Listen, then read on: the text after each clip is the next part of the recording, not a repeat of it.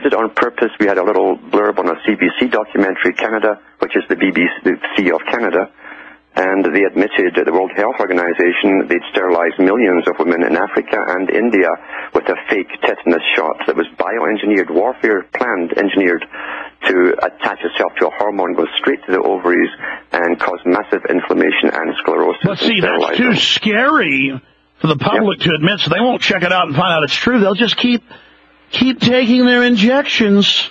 Yes, they will. We are at a stage now where those who are gone are literally, truly gone, and we have to accept there's massive losses in this war. It's a war that's quiet, it's silent, but there's massive losses, and we cannot allow ourselves to be overwhelmed by how massive it all is. That's what Colonel Alexander calls it, silent weapons for quiet wars. That's right.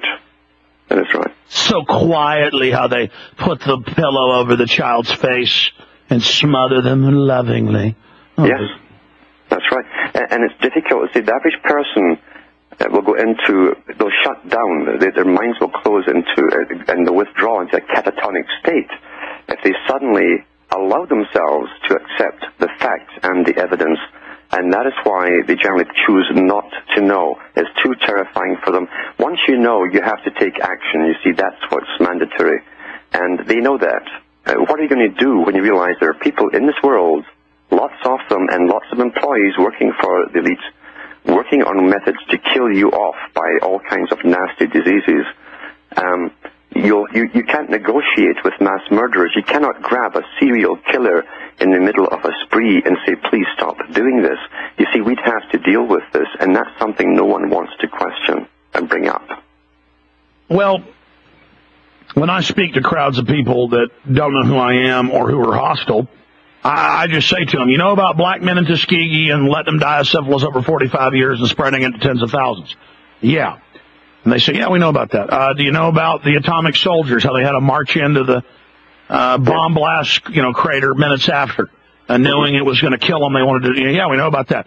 Okay, do you now know that they knew Agent Orange was going to sterilize and kill people? Yeah, we know about that. Okay, well, you do know about how they irradiated some foster children. No, we didn't know that. Well, did you know? And then you can go down into the horrors, and that was all the black op government creating and testing the cadres of Army officers, Army and Navy and Marine Corps and private corporate doctors that believe this and would go along with it. And I've studied Henry Paulson, Treasury Secretary, the new Fed chairman. All of them are part of Nature Conservancy. They all give anti-human speeches. They all talk about population reduction. Bill Gates, his father, the head of Planned Parenthood, giving money to eugenics. I mean, when you look at these people, that's their ideology. They believe they're saving the earth by doing this. But meanwhile, they're really cross-species genetic engineering and doing things that are destroying the environment. Can you explain from your deep study, Alan Watt, which I really respect? I really believe you can teach me something here. Hold on one second. I'm going to ask the question. Alan Watt, can you explain to me how they say they're killing the majority of us and soft-killing us, and how beautiful and wonderful their work is, and how disgusting and evil we are and how we deserve to die? How they claim they're doing this all for the environment, meanwhile they say they're playing God, and that no mutation is a bad mutation, that it's all natural because they're doing this through evolution. They're an expression of evolution, and they constantly talk about destroying the planet, killing everyone. When you finally get to the higher levels, they admit that they are playing God and that they want to destroy creation. So you've got their servants that believe they're killing everybody with a soft kill to save the earth, but then at the top, they actually, what makes them tick? Go ahead. It is a religion with them. There's no doubt. They do believe that a long time ago there was an evolution in the species, and that they have proven that they are part of the most advanced creatures who've ever been born and lived by the very fact of their own personal family histories, the fact that they have amassed incredible wealth down through centuries and held onto it. That's the key, is the ability for your offspring to take over that wealth and hold onto it. So they've proven, and plus they have selective breeding where they have their mates matched up for them from other powerful families. This is how they rationalize it amongst themselves, that they are the proof, the living proof, that they are part of the last great leap forward, and they have the right to rule the lesser types. When you look into the religion of very high Freemasonry, not the lower level stuff, but the high Freemasonry, which again is full of eugenic theory, you find that the elite talk about this. They believe that when you come through a new age, and these ages are 25,500 years or so long, a great age, a Platonic year they call it, because Plato talked about it too. He belonged to the ancient secret societies. And they believe, just like the Hindus do, and it really is from the Hindu religion, that all the lesser types must be killed off. Now that's also part of the Darwinian theory, which is nothing but Hinduism dressed up. If you allow the lesser types to come through into the new age, they will bring down those advanced types, so they must be killed off to the last man. That's a true belief with them, a very firm belief. Now, meanwhile, they have set up cryogenic systems across the planet. The World Wildlife Fund has 3 arcs across the world where they have all kinds of cells of all living materials and animals and insects in cryogenic. That's it. They're going to destroy the planet to bring in the tyranny, and then they will rebuild it, and through that crisis, use that as the cover to exterminate us. And you're absolutely right, Alan, and I want you to continue here in a moment. The first Barons of Banking, the big newspaper out of the United Arab Emirates, it talks about the World Bank's meeting there last week to set up the new international order. And he talks about global governance, a new world order's taking over now.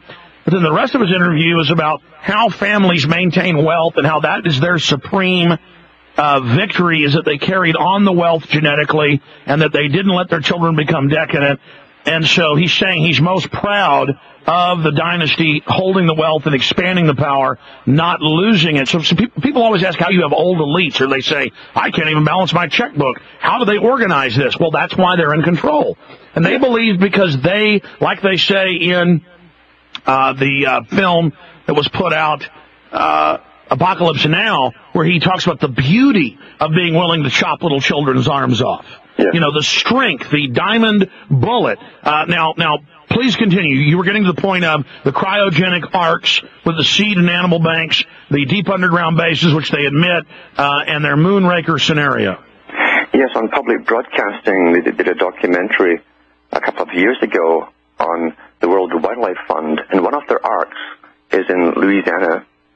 It's headed by a professor, a woman professor from the local university there in New Orleans, and she it's a massive facility, incredible, multi-million-dollar facility.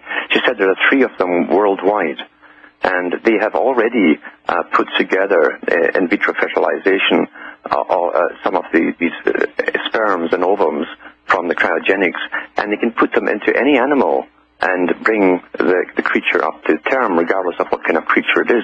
In other words, they could grow a dog in the womb of a cat, or even a lion. They could start it off in a domesticated cat and then transplant it from there to a bigger animal.